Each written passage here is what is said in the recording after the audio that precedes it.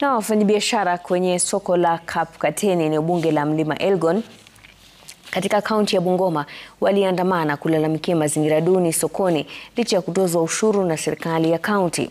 Kulingana na mwenyekiti wa soko hilo David Wabomba, kwa muda mrefu soko la Kapkateni limekuwa kama jukwaa la ahadi tupu, haswa wakati wa kampeni za uchaguzi.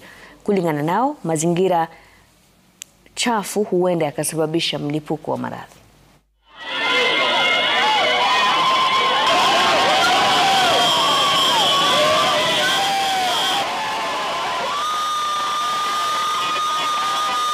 Tuko na stalled drainage project ambayo ilianzishwa na Mheshimiwa Governor 2017 haikumalizika.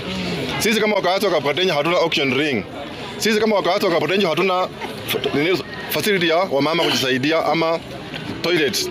Kwa hiyo mimi nataka niambie Mheshimiwa Governor ya kwamba timiza ahadi yako. Ulisema ya kwamba utatujengea modern market. Mheshimiwa Governor, tafadhali kumbuka ahadi zako, ukuje utuchengee. Mahali pa kuuzia mboga hatuna. Tunakaa kwa barabara, tunakaa kwa mavaranda ya wenyewe, mboga jua inachoma, hata tunarudi nyumbani hatuna pesa wa mama. Kitu ya pili, wa mama wa Kapkateni, mama mboga. Wakati Gavana alikuja Kapkateni hii, alituahidi pesa ya mama mboga iko. Kitu cha kwanza, sisi kama bodaboda barabara hatuna. Alafu cha pili, hatuna shed.